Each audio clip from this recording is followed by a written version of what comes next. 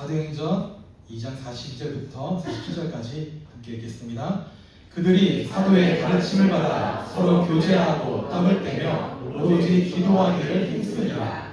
사람마다 두려워하는데 서둘러 말미암아 기사와 표적이 많이 나타나니 믿는 사람이 다 함께 있어 모든 물건을 서로 통용하고 또 재산과 소유를 팔아 각 사람의 필요를 따라 나눠주며 날마다 마음을 같이하여 성전에 모이기를 힘쓰고 집에서 떡을 떼며 기쁨과 순전한 마음으로 음식을 먹고 하나님을 찬미하며 또 온 백성에게 칭송을 받으니 주께서 구원받는 사람을 날마다 더하게 하시리라. 아멘. 함께 읽은 말씀 가지고 전도, 대안적 도시라는 제목으로 복음과 삶 시리즈 5번째 말씀을 함께 나누도록 하겠습니다. 지난주는 추수감사주일로 우리가 예배를 함께 드렸고 그 전전주, 지지난주 말씀을 통해 우리는 교회 공동체가 이 교회 공동체가 변화의 장이 되어진다라는 것에 대해서 함께 나눴습니다. 2주 전의 말씀 한번 잘 기억을 되살려 보시죠. 먼저 교회는 하나님의 소유된 백성들이라고 말씀을 드렸습니다. 그래서 우리의 모든 모임에는 은혜가 바탕이 되어져야 된다. 하나님의 은혜로 바탕이 되어져야 된다 말씀을 드렸고, 그리스도의 몸된 교회이다. 함께 몸이라는 지체의식과 함께 그리스도의 몸이기 때문에 그리스도의 성품을 닮아가고 예수 그리스도의 마음을 품는 그런 교회 공동체가 되어야 된다 말씀을 드렸고요. 그리고 성령의 교제 안에서 이 미래는 하나님의 나라의 모델이 되어지는 존재들이 바로 교회다라고 말씀을 드렸습니다. 이러한 교회 공동체 안에서 각 성도 개인은, 각 교회 개인은 우리 자신의 안에 있는 이 마음에 대한 문제들을 부딪히게 됩니다. 하나님께서 특히 여러분 마음에 있는 우상 숭배에 대한 문제들을 마주하게 하시고 직면하게 하십니다. 그리고 마주하게 된 그 마음의 문제, 우상 숭배에 대한 문제들을 복음과 말씀을 통해 그 문제들을 다루어 가시고 해결해 가세요. 그렇게 각 개인들을 교회 공동체 안에서 복음으로 변화시켜 가신다라는 거죠. 그래서 변화의 장이 바로 교회 공동체입니다. 그리고 그렇게 변화되어진 각 개인들이, 각 교회들이 가정으로, 만남으로, 직장으로, 학교로, 또 사회로 흩어져 나아가 하나님 나라의 백성으로 살아가고요. 그리스도의 몸된 존재이니 그리스도의 성품을 품고 그리스도의 마음을 품고 살아가게 되어지고, 그곳에서 성령의 일하심, 성령의 다스림, 성령의 교제를 따라 나를 보낸 그곳 가운데 다른 것이 아니라 하나님 나라의 선, 하나님 나라의 가치를 실현해감으로 가정과 직장과 학교, 사회에서 변화의 주체로 하나님은 세우십니다. 그러면서 지난번에 이제 사과에서 우리의 신앙 공동체를 통해 우리를 어떻게 변화시켜 가시는지를 말씀을 드렸어요. 10가지, 9가지 습관에 대해서 이야기 나눴죠. 대략 정리하면 상대방을 존중하는 습관, 상대방에게 나의 것을 기꺼이 나누는 습관, 그리고 그 상대를 대접하고 섬기는 습관, 그리고 서로 사랑하는 습관을 통해 우리를 변화시켜 가십니다. 예수 그리스도의 성품으로. 그렇게 말씀을 드렸죠. 그게 개인의 변화였다면 이제 이 복음과 복음으로 하나 되어진 공동체가 오늘날 내가 직접 살아가고 있는 그 공동체, 또 다른 공동체죠. 교회 공동체 밖에 있는 세상의 공동체를, 즉 세상을 어떻게 변화시켜 가는지에 대해 오늘 나누게 됩니다. 우리가 살아가는 세상과 사회를 변화시킬 수 있는 아주 명확한 방법이자 가장 올바른 방법은 바로 복음을 전하는 전도입니다. 전도가 세상과 사회를 변화시키는 가장 올바르고 명확한 방법이라는 거죠.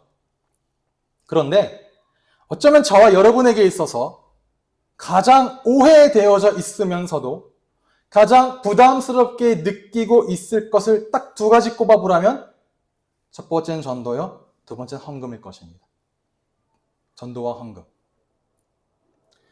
제가 그래서 주변에 있는 얘기들을 들어보면 교회를 나온 분들이 그 다음에 교회를 선택하는 기준들에 있어서 뭐를 잡느냐, 전도를 강조하고 선교를 강조하는 교회는 이제 난 걸러낼 거야. 딱 들어봤더니 전도를 강조하는 분위기야. 그럼 여기 이 교회는 나 이제 아니야, 여기는 아닌 것 같아요 라고 말하고, 또 설교 말씀을 통해 헌금을 굉장히 강조하고 헌금을 말한다? 이것도 이제 부담이 되니까 다 거린다는 거죠. 전도 걸러, 헌금 걸러가 되는 겁니다. 아마 여러분도 비슷하시겠죠. 전도에 대한 부담감, 헌금에 대한 부담감들도 있고 거기에 대한 오해들도 있다 보니까 저도 사실은 고민이 굉장히 많이 되어집니다. 얘기를 안 할 수는 없겠습니다만 어떻게 얘기할 거냐? 그렇다고 여러분들이 부담을 느끼니까 말하지 않을 거냐? 아니면 그동안 배웠던 거니까 강조할 거냐? 겠죠. 글쎄요. 저는 성경이 말하는 만큼 말할 겁니다.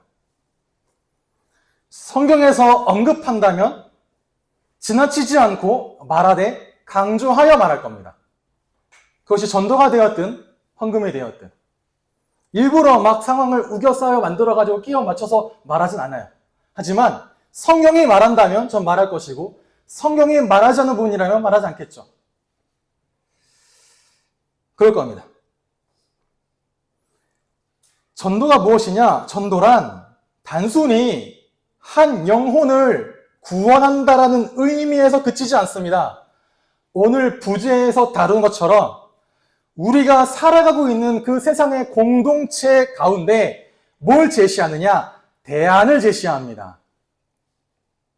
대안을 제시하면서 이 땅의 삶의 가치가 아니라 하나님 나라의 삶의 가치에 대해서 말하는 게 바로 전도이죠. 그래서 팀 켈러 목사는 이 전도에 대해서 뭐라고 비쳤습니까? 대안적 도시다라고 말을 하는 겁니다. 대안적 도시다. 전도의 목적이 우리가 살아가고 있는 이 세상 가운데 대안을 제시한다는 겁니다. 그리고 이 대안은 단순한 세상적인 대안을 말하는 정도가 아니라 우리에게 있어서, 성도에게 있어서 궁극적인 지향점이 되어지는 하나님 나라에 대한 소망이 담겨져 있는 대안을 제시한다는 거죠. 그리고 이 대안은 단순한 대안이 아니라 단순히 전도는 사람들을 교회로 데려오는 거야라는 그 개념에만 머물러 있으면 성경이 말하는 전도에 대해서 제대로 설명되어지기가 어려워요. 오해하게 되어진다는 거죠. 우리의 삶을 통해, 여러분의 삶을 통해 그들의 삶에 대해서 답을 제시하고 그들의 삶에 다가와 있는 여러 가지 문제들, 특히 어떤 문제들이겠습니까? 성경이 말하는 인간의 실존, 그 실존은 인간으로서 겪을 수밖에 없는 죄에 대한 문제, 죽음에 대한 문제. 그 죄, 곧 악함과 죽음, 악함으로부터 마주하게 되어지는 그 두려움, 비참함, 그리고 죽음으로부터 맞이하게 된 그 두려움과 그 비참함에 대해서 우리는 답을 뭐로 제시하느냐? 하나님 나라 안에 있는 생명, 하나님의 선, 하나님의 생명, 하나님 나라의 가치로 그들의 인생 가운데 대안을 제시한다는 거죠. 악함에 대한 대안과 죽음에 대한 대안을 하나님 나라라는 비결로 설명하고 제시하는 게 바로 전도입니다. 근데 왜 부담이 됩니까? 제시하면 되는데요. 하나님 나라를. 왜 부담이 되느냐? 여러분이 당장 열매부터 거두려고 하기 때문에 그렇습니다. 심자마자 싹을 틔우길 바라고 심자마자 열매를 걷기를 바라는 거죠. 씨앗도 뿌리지 않았는데 물도 주지 않았는데 내가 심자마자 열매가 거둘 거를 기대하니까 부담됩니다. 열매가 거둬져야 되잖아요.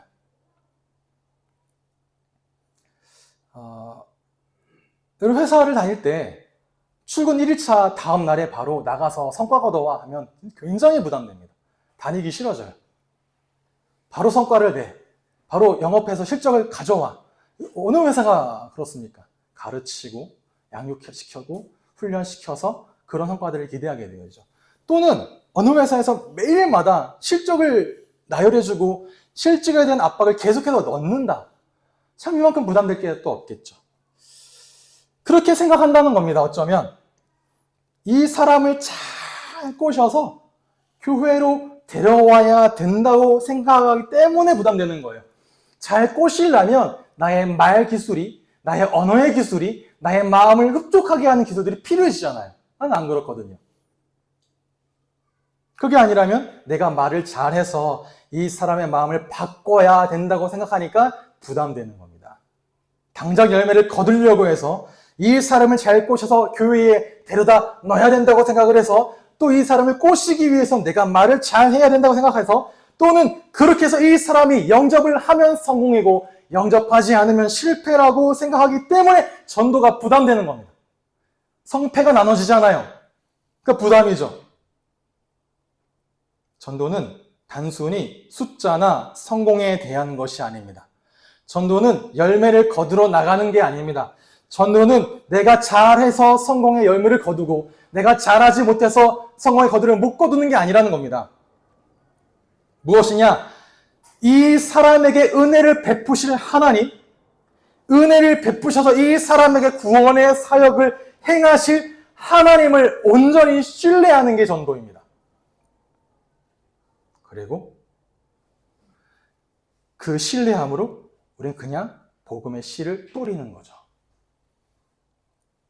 여기에 나의 말의 잘함이, 여기에 뭔가 반드시 그 사람을 영접시켜야 된다라는 결심에 대한 응답이 들어가 있지 않습니다.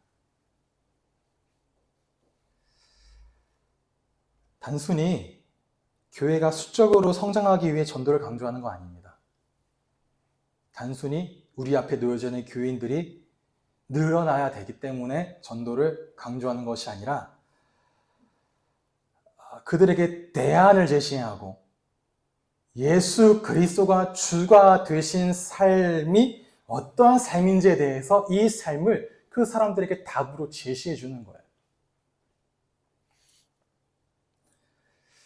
그러기 위해서 뭐를 우리가 만들어야 되느냐? 그게 지난 강의입니다. 그렇게 하기 위해서 우리가 매력 있는 공동체를 만들어야 되는 거예요. 다르게 말하면 훌륭한 공동체, 세상의 사람들이 말하기에. 요한복음 17장에 보면 예수님께서 이렇게 말씀하십니다. 아버지께서 내 안에 계시고 내가 아버지 안에 있는 것과 같이 그들도 하나가 되어서 우리 안에 있게 하여 주십시오. 그래서 아버지께서 나를 보내셨다는 것을 세상이 믿게 하여 주십시오. 그 다음에 23절에 보면 내가 그들 안에 있고 아버지께서 내 안에 계신 것은 그들이 완전히 하나가 되게 하려는 것입니다. 그것은 또 아버지께서 나를 보내셨다는 것과 아버지께서 나를 사랑하신 것 같이 그들도 사랑하셨다는 것을 세상이 알게 하려는 것입니다라고 말하죠. 우리 공동체가 그리스도 안에서 하나가 되어지고 우리가 서로를 사랑으로 섬기고 서로를 복음 안에서 세워줌으로 무엇을 알게 하는 거냐? 하나님이 이 땅에 예수 그리스도를 구원자로 보내셨음을 그들로 알게 한다라는 겁니다. 공동체가 복음으로 사랑으로 하나가 되어짐으로 말미암아 그들로 하여금 너희가 믿는 예수가 세상의 구원자구나 알게 하는 것, 그리고 우리의 이러한 모습을 통해 하나님이 우리만 사랑한 것이 아니라 너희도 사랑하신다. 너희도 사랑하셔서 너희도 예수 그리스도를 통해 구원하기를 원하신다는 것을 그들로 알게 한다는 거죠. 그게 이 내용입니다.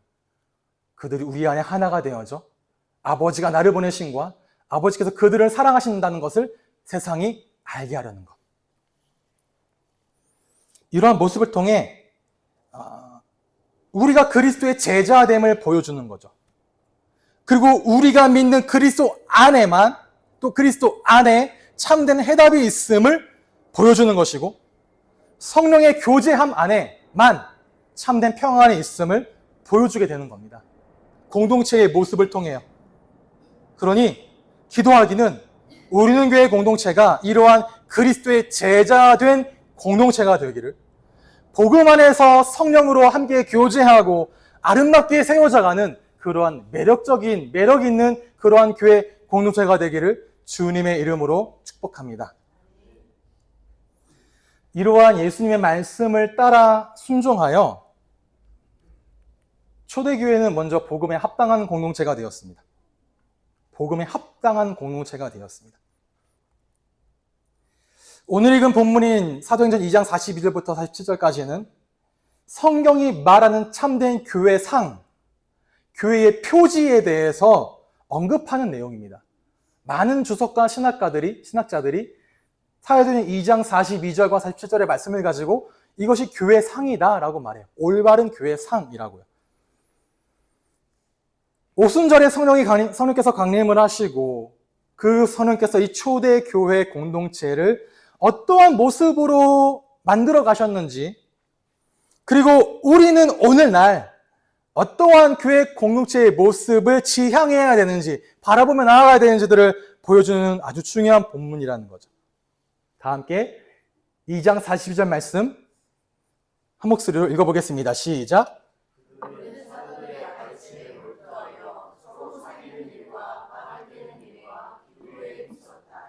아멘.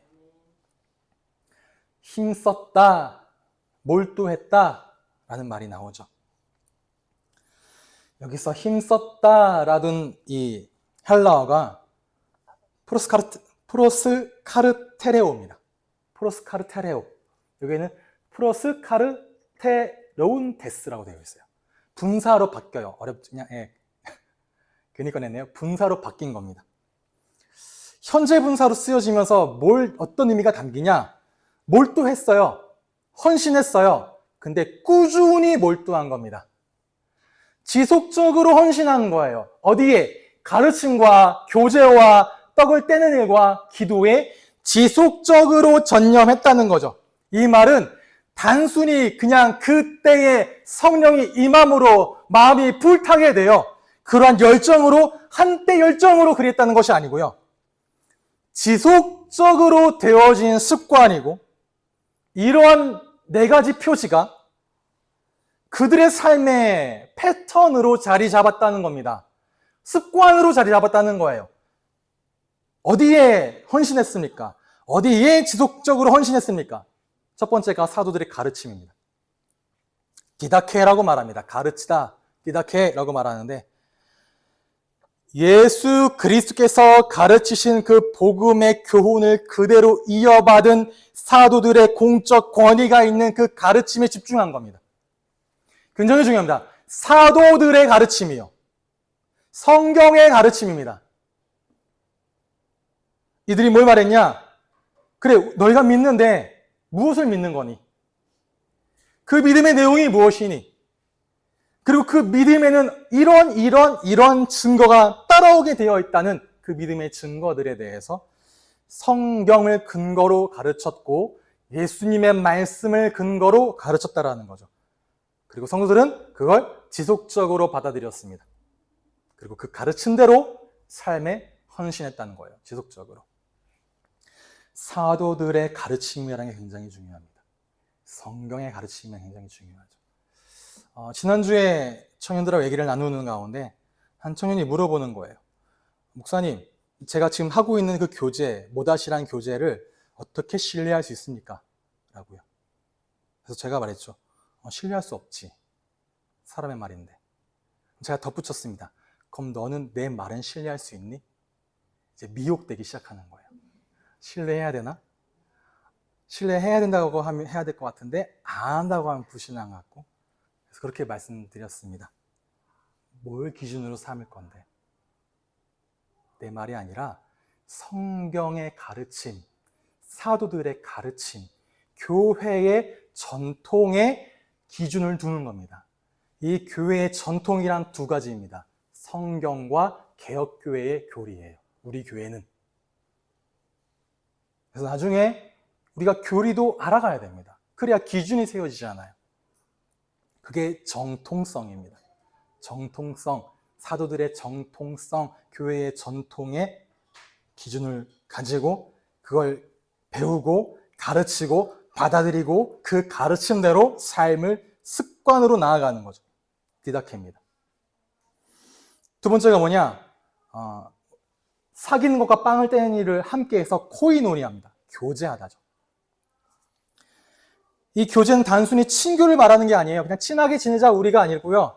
서로를 돌보는 겁니다. 서로의 필요를 채워주는 겁니다. 그리고 이러한 정서적인 교류, 서로를 돌보는 정서적인 교류와 서로의 필요를 채우는 물질적인 나눔을 넘어서서 어느 하나의 연대를 말하는 겁니다. 공동체요. 초대교회는 매일 모여서 교제했다고 합니다. 날마다 한 마음으로 성전에 열심히 모이고 집에서도 모여서 떡을 떼며 교제했다고 46절에 나오죠. 여기서 성전에 모였다는 말은 단순히 교회에 매일 와가 아닙니다. 그렇게 주석가들이 이야기하지 않아요. 뭘 이야기하느냐? 성전에서 그들이 가지고 있는 예수 그리스도의 복음을 거기에 모인 대중들 앞에 설파했다는 거예요. 전파했다는 겁니다. 왜냐? 당시의 성전은 수많은 대중들이 모여지는 공간이거든요. 우리 따지면 시장 같은 곳, 장터 같은 곳. 왜? 성전에 많은 유대인들이 몰려오잖아요. 그 많은 유대인들에게 우리가 믿는 예수 그리스도의 복음, 예수 그리스도의 도를 전파한 겁니다. 매일마다. 그렇게 성전에 모였다는 거예요. 그런 의미로 많이 해석을 합니다. 그리고 집에 모여 모였다고 함께 식사를 했다. 유대인들에게 식사는 굉장히 중요한 의미가 갖고 있거든요. 어떤 의미냐? 서로가 서로를 가족으로 인정한다는 거예요. 그게 성만찬의 의미도 담겨 있습니다. 우리의 식탁 교제도 담겨 있습니다. 우리가 한 가족이라는 거예요. 서로를 가족으로 인정하고 그 사람을 신뢰해야 같이 밥을 먹거든요. 매일마다 집에 모여 식사했다는 것은 서로가 서로를 가족으로 인정하는 강력한 신뢰관계와 연대관계가 있었다는 거죠. 우리에게 이러한 성령 안의 교제가 정말 회복되어지기를 바랍니다. 매일 모였답니다. 매일 모일 수 있습니까? 어렵죠. 근데 뭘 말하냐? 시간을 내기 어렵고요. 장소의 한계도 있습니다. 이때는 겨우 한 어떠한 마을 정도의 공동체의 느낌이지만 우리는 시를 넘나드는 경계들이 있잖아요. 뭘 말하는 거냐? 여기에 마음을 담아보라는 거예요. 교회의 교제에 마음을 쏟아보라는 겁니다. 어떤 교제요? 공동체 안에 교제하는 일에. 그리고 소그룹 모임을 통해 서로 교제하는 일들에.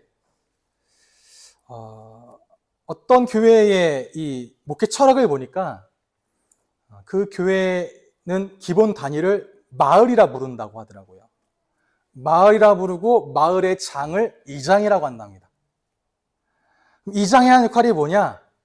매주마다 밥을 먹는 거예요. 우리 이번 주는 여기 모여서 밥 먹을 거야. 아마 그게 조금 약간 그 커뮤니티에 들어갈 수 있는 범위로 구성이 돼야 되겠죠. 단순히 밥을 먹는 의미가 아니라 함께 교제한다는 의미가 담겨 있겠죠.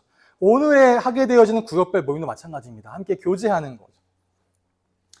그리고 사실은 시간과 장소가 한정되어 있으니 뭐를 더 활용하는 거냐? 온라인이요. 그때 온라인이 없었잖아요. 지금은 온라인이 있잖아요. 이 가운데 말씀을 나누세요. 우리 교회 카톡방이 있잖아요. 물론 그 방이 활성화되어지고 막 그럴 거란 기대는 안 합니다만 여러분들이 받는 은혜들을 담담하게 내어놓아 주셔도 돼요. 기도의 제목들이 있다면 또는 이거 나누고 싶은 마음이 있다면 나누셔도 되고 너무 많다 사람이 그럼 구역 안에서 이런 것들이 되어줘도 굉장히 좋겠죠. 그런 공동체의 교제, 소그룹의 교제, 온라인상의 교제들의 마음을 쏟는 거를 오늘날에 말할 수 있겠죠. 그리고 이렇게 매일 모이는 것에 굉장히 중요한 건 가정입니다. 가정은 매일 모이잖아요. 가정 안에서 교회됨을 어떻게 회복해 갈 것이냐를 놓고 고민하고 있고 실행해 갈 겁니다. 월간 예배가 될 수도 있겠고 주간 예배가 될 수도 있겠고 가정 안에서 함께 예배함으로 교회됨을 회복시켜 나갈 수 있는 그걸 놓고 고민하고 기도하고 준비해 가려고 합니다. 그리고 세 번째로 기도에 헌신했죠. 개인의 기도, 공적인 기도, 여러 기도들을 지속하는 생활들이 있었죠. 이러한 모습에 어떠한 역사가 일어났느냐? 모든 사람에게 두려운 마음이 생겼답니다. 그 예루살렘에 살고 있는 모든 사람들, 예루살렘에 있는 유대인들에게 두려움이 생겼는데 이 두려움은 공포심이 아닙니다. 경외함이에요. 그들의 모습을 통해 경외함이 생겼고 이러한 교회 공동체 가운데 하나님이 주시는 증거, 기사, 표적이 나타나면서 사람들에게 이런 인식이 생겼어요. 저 공동체에는 뭔가 있다. 라는 것이. 기사가 나타나요. 표적이 나타나요. 그러니까 이들의 모임에 뭔가 있구나 라고 하면서 47절에 그래서 그들은 모든 사람에게서 호감을 샀다라고 말하죠. 교회의 증거는 교회 밖에 있는 비그리스도인들에게 매력적인 공동체 생활을 기반으로 해야 합니다. 초대교회 공동체의 모습은 유대인들에게 매력적인 공동체로 다가왔어요. 그러니까 수천 명이 모이는 겁니다. 매력 있잖아요. 그렇게 매력 있는 모습으로 다가왔고 그렇게 복음이 증거됐다는 거죠. 뭘 말한 거냐? 먼저 교회 공동체는 신앙교육과 성도 간의 삶의 교제를 통해 건강한 내부 공동체의 생활이 이루어져야 됩니다. 그리고 그 안에서 하나님을 기뻐하며 하나님을 찬양하는 영적인 상태가 반드시 바깥으로 뿜어나가게 되어 있습니다. 그런 모습을 보고 그 흩어진 곳에서 그리스도인으로 살아가는 그런 모습을 보고 그들이 이 공동체에 그리스도인들에 대해서 호감과 좋은 평판을 얻게 되어진다는 거죠. 그리스도인으로 살아가는 겁니다. 삶의 현장에서. 근데 이게요, 여러분 별개가 아니에요. 저희 나가영 장로님 같은 경우엔 그리스도인이잖아요. 그러면서 증권인입니다. 그리스도인이라는 것과 증권인이라는 게요, 별개로 전환되어지는 게 아니라는 겁니다. 전환을 해야 되니까 힘들잖아요. 그리스도인이 증권사에 취직한 거예요. 우리나라로 따져볼까요? 우리나라에 많은 외국인들이 들어와서 일을 하죠. 그 사람들이 일을 하기 위해서 뭔가 변모를 합니까? 변화를 합니까? 아니요, 그냥 외국인이 들어와서 취업하는 겁니다. 이 땅에 살아가는 그리스도인이 그냥 직업을 가져서 일하는 거예요. 그게 그리스도인으로 산다라는 거죠. 그리스도인이 학생으로 사는 거고 그리스도인이 직장인으로 사는 겁니다. 그래서 신앙이 단순히 취미 생활로 선택하여 이루어질 수가 없다라는 거예요. 복음은 이론이 아닙니다. 복음은 말씀드린 것처럼 공적인 진리입니다. 예수 그리스도가 모든 인류의 구원자라는. 그래서 우리는 그리스도 안에 거하는 그리스도인으로서 세상의 삶에 나아가 적극적으로 참여하는 거예요. 이 적극적이라는 말은 그들의 문화를 다 받아들여서 그리스도인인 걸 잊어버리고 이분화된 삶을 살라는 말이 아닙니다. 그리스도인으로 살아가고 그들을 그리스도인으로 물들여 가라는 겁니다. 그리고 이런 삶은요, 반드시 매력을 전달하여 그들로부터 칭찬을 받는, 호감을 받는 평판으로 얻게 되어져 있고 이런 삶을 통해 복음이 증거되게 되어 있습니다. 이렇게 함께 모여서 복음을 나누고 흩어져서 복음의 삶을 사는 교회 공동체가 되어지기를 주님의 이름으로 축복합니다. 그게 전도입니다. 모여서 복음을 나누고 흩어져서 복음의 삶을 사는 것. 그래서 팀 켈러 목사는 이러한 교회 공동체의 모습을 보고 산 위에 있는 도시라고 말합니다. 산 위에 있는 도시는 반짝반짝 빛나서 산 밑에 있는 사람들이 그 빛을 보며 동경하고 그 도시에 살고 싶어 합니다. 그렇게 빛이 나서 이 땅 가운데 하나님 나라의 영광이 무엇인지를 보여준다라는 거예요. 천국 도시의 영광, 영원한 도시의 영광을 이 땅 가운데 보여주는 산 위의 도시가 바로 교회라는 겁니다. 하나님께서는 반드시 그날에 모든 만물을 그리스도 예수 안에서 하나가 되게 하시고 창조의 원래된 모습으로 반드시 회복시키십니다. 개인을, 세상을, 창조된 모든 피조된 세계를. 그렇다면 교회는 그리스도 안에 있는 사람이 어떻게 살아가는지, 그리스도의 통치 아래 있는 그 세상과 시대가 어떠한 모습인지를 보여주는 대안적인 모델과 대안적인 도시가 돼야 된다는 거예요. 그런데 요새 교회의 모습이 어떻습니까? 싸워요. 근데 뭘 믿어요? 예수 믿으면 싸우는구나. 물질주의에 완전히 물들어가지고 교회가 번영을 꿈꿉니다. 그럼 뭐합니까? 교회 다니는 사람은 굉장히 탐욕적이구나. 올바르고 거룩한 삶을 살지 못해요. 예수 믿어도 별 수 없구나. 세상에 선한 영향을 입히지 못합니다. 개인의 욕망에 사로잡혀 우상숭배와 별다를 게 없는 삶을 살아갑니다. 그러니 그게 그리스도의 통치인 줄 세상이 오해하는 겁니다. 대안의 모델이 되는 거예요. 다음 주에 살펴보겠습니다만 이 대안의 모델은 모든 일, 모든 관계, 모든 상황 동일하죠.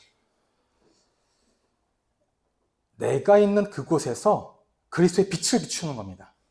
내가 있는 그곳에서 그리스도의 통치가 무엇인지를 보여주는 겁니다. 그러기 위해서 가는 거예요. 내일 당장 이 사회에 여러분 한 명이 없어도 돌아갑니다. 그렇잖아요? 근데 왜 보내심을 받습니까? 그곳에 가서 내가 비춰야 될 빛이 있다라는 거예요. 내가 그곳에 빛을 비추지 않으면 그 세상에 비춰야 될 그 빛이 사라진다라는 거죠. 그것이 우리의 가치인 거예요. 한 사람 한 사람의 가치는 그곳에 빛을 비추는, 앞으로 임하게 될 하나님 나라에 대해서 사람들에게 보여주는, 그걸 위해 복음을 말하는 삶, 이웃을 사랑하는 삶, 그리스도의 성품을 닮아 변화된 삶을 살아가는 거죠. 근데 왜 두려워합니까? 복음을 말하는 것에 대해서. 왜 예수에 대해서 말하는 것을 두려워합니까? 왜 위축이 됩니까? 방금 말했던 사회에서 기독교를 바라보는 거부감이 너무나 상당해요. 부정적인 인식, 강한 저항들이 너무나 많습니다. 그래서 내가 이 복음을 전했을 때 혹여나 내 사회적 평판이 무너지진 않을지, 이 사람과 나 사이의 관계가 깨어지진 않을지, 또 내가 그런 세상에 말하는 그리스도인처럼 나도 그렇게 비춰지는 게 아닐지, 그런 게 있죠. 그리고 어쩌면 여러분 복음에 대한 이해가 부족해서일 수도 있고, 내 삶이 과연 복음을 전할 만한 삶인가에 대한 반성과 자책이 있어서 그럴 수 있습니다. 근데 가장 큰 건 복음에 대한 무관심입니다. 복음이 대안이 되어진다는 것에 대해서 무관심하는 거죠. 왜 이 복음을 전해야 되는지에 대한 그 필요성, 이 복음만이 그 사람을 온전히 변화시킬 수 있다는 중요성에 대해서 모르기 때문에 그렇겠죠.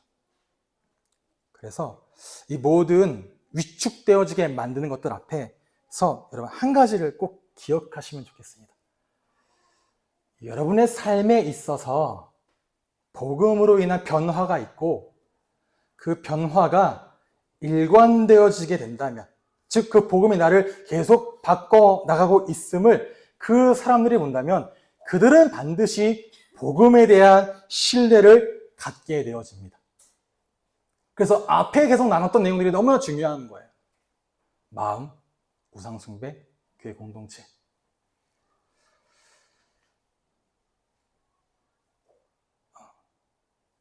그렇습니다.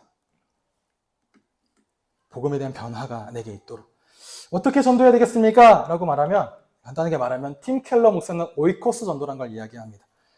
오이코스란 집 또는 가족을 말해요. 단순히 그냥 핵가족을 말하는 게 아닙니다. 나와 관계되어져 있는, 나와 인격적인 관계를 맺고 있는 사람들, 우리가 일상에서 접촉하고 있는 그 사람들을 가리키는 총체적인 말이 오이코스입니다. 당시에는 가족만이 아니라 그 가족 안에 있는 종, 그 종들의 가족, 또 우리의 친척들, 또 사회에서 만나게 되는 동료들까지 다 오이코스, 나와 인격적인 관계를 맺고 있는 사람들. 오늘날로 말하면 관계전도라고도 말할 수 있겠죠. 우리의 오이코스가 누굽니까? 여러분의 친척, 여러분의 이웃, 여러분의 동료들, 여러분의 일과 관련된 사람들, 여러분의 가까운 친구들, 이 관계에서부터 전도가 시작되어진다면, 내가 이웃과 좋은 관계를 맺지 않으면 사실상 전도가 안 되어진다는 거죠. 이런 관계가 되어지지 않은 채 교회로 데려올 수는 있습니다. 그런데 그 삶의 관계에 있어서 신뢰성이 깨지면 그 사람의 믿음은 단번에 유지되지 어렵고 무너져 버리죠. 그래서 앞으로 우리가 또 나중에 기회가 되고 시간이 되어지면 이런 초청들을 하게 되겠습니다만, 그 초청을 할 때 한 가지 중요한 건 솔직하셔야 돼요. 숨기지 말라는 거죠. 어떤 사람을 교회 모임으로 초청하는데 여기 가면 좋은 모임이 있어, 딱 한 번만 가보자가 아닙니다. 정확히 말해주라는 거예요. 여긴 교회 모임이야, 여기는 교회 공동체의 모임이야 라고 이 사람에게 말을 해줘야 이 사람이 마음의 준비를 하고 온다라는 거예요. 와가지고 어버버 하다가 딱딱하게 간 게 아니라 와서 뭘 봐야 되느냐, 정직하게 신앙의 공조 초대를 해야 그들이 우리의 믿음에 대해 질문한다라는 거죠. 왜냐, 교회 공동체, 교회의 모임으로 초대한다라는 것이 이 사람에게 전제되어야 거기에 오면서 궁금점이 생겨서 온다라는 겁니다. 도대체 이 사람들은 뭘 믿는 거야? 왜 믿는 거야? 이 몸을 통해, 이 믿음을 통해 뭐가 유익이 있는 거야? 라는 그 질문들이 있는 거고, 혹여나 그 초대를 거부해도 괜찮다는 거예요. 하나님이 하시는 것이기 때문에. 그런데 그렇게 초대의 과정을 거쳐야 이후에 지속적으로 복음에 대한 질문을 그 사람이 갖게 됩니다. 과연 신앙이 뭐고 그리스도인의 공동체의 일원이 된다는 게 무엇인지에 대해서 궁금해하게 된다는 거죠. 그래서 전도는 지금까지 저와 여러분은 내가 말해야 되는 거에 초점을 맞춰왔습니다. 내가 예수님에 대해서 말해야 돼요. 내가 복음의 진리에 대해서 말해야 돼요. 내가 십자가 복음에 대해서 말해야 돼요. 그런데 그래서 예수 믿으면 이런 게 좋아 라고 해서 이 사람을 이거를 선택하도록 도와줘야 되고, 교회에 오면 이런 부분이 좋아, 우리 교회 오면 이런 게 있어 라고 말해서 이 사람이 그래 교회 가자가 되어 왔는데요. 실제 전도는 우리가 말하는 게 중점이 아니라 그들의 질문에 대답하는 겁니다. 말은 그들이 하는 거예요. 질문은 그 사람들이 하는 겁니다. 그래서 베드로전서 3장 15절에 다만 여러분의 마음속에 그리스도를 주님으로 모시고 거룩하게 대하십시오.